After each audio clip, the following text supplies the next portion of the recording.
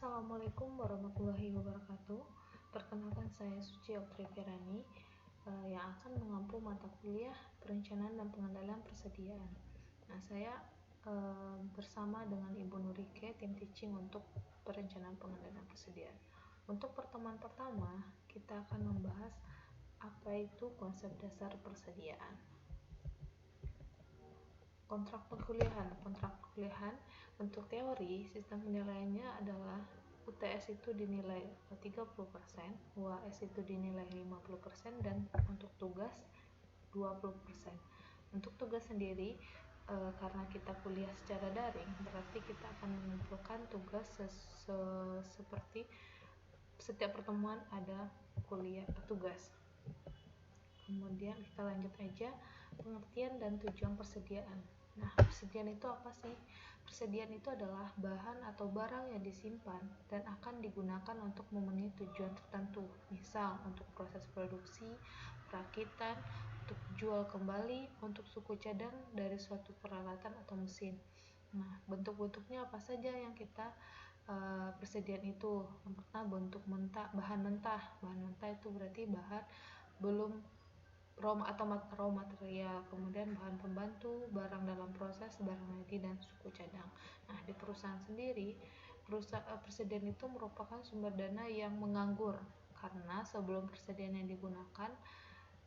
digunakan berarti dana yang terkait di dalamnya tidak dapat digunakan. Nah, dalam kehidupan sehari-hari, persediaan itu contohnya seperti apa? Contoh misalkan di toko retail. Nah, persediaannya yang mana? Persediaannya barang-barang yang ada di rak yang belum terjual. Nah, itu namanya persediaan.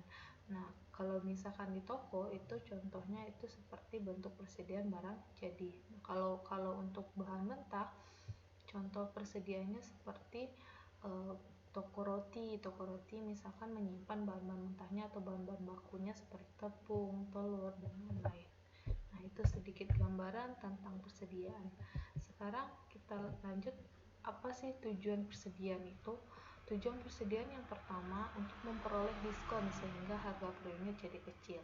Maksudnya adalah kita melakukan persediaan. Jadi kita bisa, kalau kita punya persediaan, kita belinya dalam skala besar. Kalau kita beli dalam skala besar kan umumnya biayanya dapat diskon. Kemudian yang kedua, biaya pengangkutan per unit menjadi rendah. Artinya kalau misalkan kita belinya sekali banyak, biaya angkut sekali banyak itu akan jadi biaya pengangkutannya akan lebih rendah. Contoh misalkan kalau kita beli satu-satu, biaya angkutnya dihitung per satu-satu. Tapi kalau kita belinya langsung sekali 10, berarti pengangkutnya dihitung cuma 1. Kemudian tujuan yang ketiga, agar dapat memenuhi permintaan konsumen pelanggan sebaik mungkin. Jadi kalau misalkan kita ada persediaan, kalau misalkan ada permintaan konsumen yang tiba-tiba, karena kita punya pesan, langsung aja kita dapat memenuhi permintaan tersebut. Kemudian mencegah terhentinya produksi karena kekurangan bahan. Nah, itu juga tujuannya. Kalau persediaannya tidak ada, otomatis produksinya terhenti. Kalau itu jadi makanya persediaan itu penting juga untuk proses produksi. Kemudian memperkecil investasi dalam persediaan dan biaya pergudangan. Kemudian mencapai penggunaan mesin yang optimal. Ini sama tadi, karena misalkan produksi persediaannya memenuhi, artinya mesinnya tidak akan berhenti. Jadi penggunaannya optimal. Menghilangkan risiko kelangkaan bahan baku. Nah, ini juga tujuan untuk melakukan persediaan. Kita simpan dulu, tiba-tiba pada proses bahan bakunya langka, kita ternyata masih punya persediaannya. Fungsi persediaan yang pertama itu untuk memberikan suatu stok barang-barang agar dapat memenuhi permintaan yang timbul dari konsumen. Yang kedua, untuk menyesuaikan produksi dengan distribusi. Yang ketiga, untuk mengambil keuntungan dari potongan jumlah, karena pembelian dalam jumlah besar dapat secara substansial menurunkan biaya produk. Yang keempat, untuk melakukan hedging karena terhadap inflasi dan perubahan harga. Yang kelima, untuk menghindari dari kekurangan stok yang dapat terjadi karena cuaca, kekurangan pasokan, masalah mutu, atau pengiriman yang tidak tepat. Stok pengaman misalnya, barang di tangan ekstra dapat mengurangi risiko kehabisan stok. Untuk menjaga agar operasi dapat berlangsung dengan baik dengan menggunakan barang-barang dalam proses. Kita lanjut, sistem pengendalian persediaan. Nah, sistem pengendalian persediaan itu merupakan serangkaian kebijakan pengendalian untuk menentukan tingkat persediaan yang harus dijaga, kapan pesanan untuk menambah persediaan harus dilakukan, dan berapa besar pesanan harus diadakan. Sistem ini ada untuk menentukan dan menjamin tersedianya persediaan yang tepat dalam kuantitas dan waktu. Nah, mengapa inventory dilakukan atau mengapa persediaan itu diperlukan? Untuk menjaga independensi operasi, kemudian untuk memenuhi demand yang bervariasi, untuk fleksibilitas jadwal operasi, untuk pengaman dari variabilitas pengiriman raw material, untuk mengambil keuntungan diskon kuantitas, dan untuk menjaga pengaruh inflasi dan kenaikan harga. Nah, ada beberapa klasifikasi persediaan. Yang pertama itu berdasarkan bentuknya. Berdasarkan bentuk ada yang dinamakan raw material atau purchase part. Artinya apa? Raw material itu adalah bahan baku. Jadi bentuk persediaannya berdasarkan bentuk bahan baku. Kemudian ada yang disebut yang kedua partially completed goods atau yang disebut dengan work in progress atau WIP. Itu kalau misalkan dalam bentuknya barang setengah jadi atau barang setengah jadi, barang dalam proses. Kemudian finished good inventories atau manufacturing organisasi, maksudnya di sini adalah barang-barang yang sudah jadi, produk jadi, yang dalam bentuk produk jadi. Kemudian merchandise retail organisasi, ini sama-sama produk jadi tapi di sini sudah terdapat di retailnya.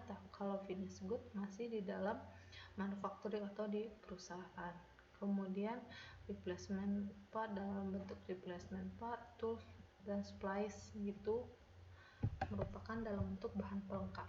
Jadi ada beberapa tadi untuk berdasarkan bentuk, ada bahan baku, barang dalam proses atau barang setengah jadi, barang jadi yang ada di perusahaan, barang jadi yang ada di retailer, dan bahan pelengkap. Kita lanjut.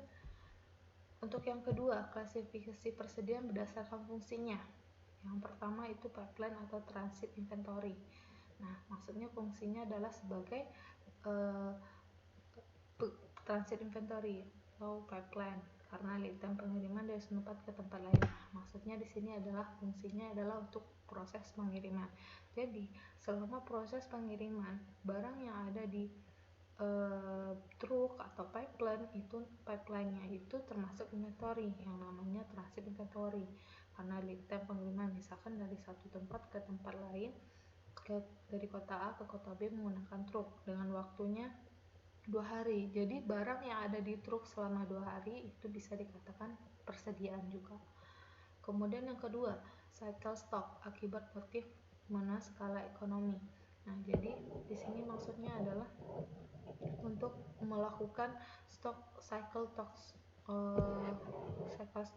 akibat motif pemenuhan skala ekonomi. Kemudian safety stock. Safety stock itu adalah stok pengaman yang ditentukan oleh perusahaan untuk mengantisipasi adanya permintaan yang fluktuatif. Kemudian antisipasi stok, mengantisipasi kenaikan permintaan. Nah, biasanya antisipasi stok ini dilakukan untuk produk-produk yang bersifat musiman. Jadi, untuk produk-produk yang bersifat musiman sudah dilakukan antisipasi stoknya sebelum musim itu datang. Kemudian klasifikasi selanjutnya berdasarkan sifat ketergantungannya. Ada yang dinamakan dengan independen dan dependent demand. Independent demand itu permintaan untuk item yang tidak bergantung pada item lain atau produk akhir. Nah, contohnya independent demand di sini adalah sepeda.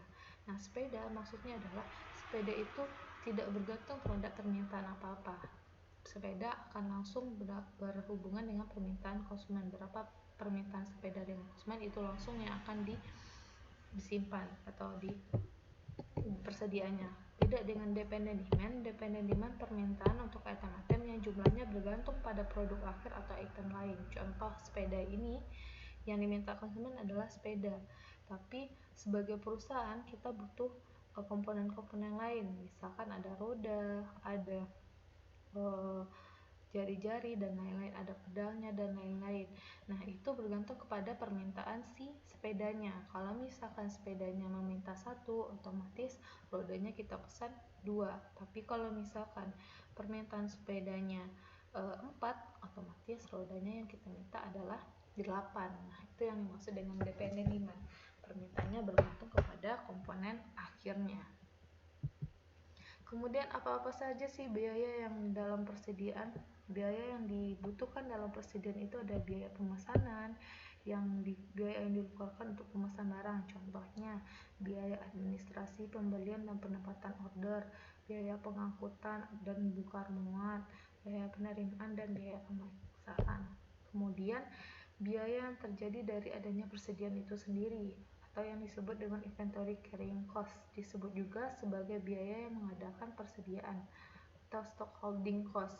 Nah, biaya ini berhubungan dengan tingkat rata-rata persediaan yang selalu ada di gudang, sehingga besarnya bervariasi tergantung jumlah barang di gudang. Nah, ini adalah inventory cost ini, berapa barang yang disimpan itu tergantung. Banyak barang disimpan berarti biayanya juga besar. Kalau sedikit barang yang disimpan berarti biayanya juga sedikit. Kemudian selanjutnya yang ada di biaya carrying cost tadi, biaya persimpanan inventory itu adalah biaya pergudangan. Nah, di sini bisa dilihat biaya sewa gudang, upah gaji tenaga pengawas, biaya peralatan material handling, dan biaya administrasi. Kemudian biaya pajak untuk investasi, risiko ketinggalan zaman, kerusakan, kecurian, turunnya nilai atau harga barang, dan bunga modal yang diinvestasikan. Nah, ini yang berhubungan dengan biaya inventory tadi atau inventory carrying cost. Kita lanjut, untuk biaya yang ketiga itu biaya kekurangan persediaan atau out of stock cost, biaya tambahan yang dikeluarkan karena pelanggan meminta atau memesan suatu barang sedangkan barang bahan itu yang dibutuhkan tidak tersedia. Jadi ini biaya kalau kita tidak bisa memenuhi permintaan pelanggan, ternyata kita juga mengeluarkan biaya atau yang disebut dengan off stock cost. Kemudian pengiriman kembali pesanan. Kemudian yang keempat, biaya yang berhubungan dengan kapasitas seperti kerja lembur, biaya latihan, pemberhentian kerja, dan pengangguran. Biaya ini terjadi karena adanya penambahan atau pengurangan kapasitas produksi. Oke, ini beberapa daftar pustaka dari materi kita hari ini. Terima kasih atas perhatiannya. Assalamualaikum warahmatullahi wabarakatuh.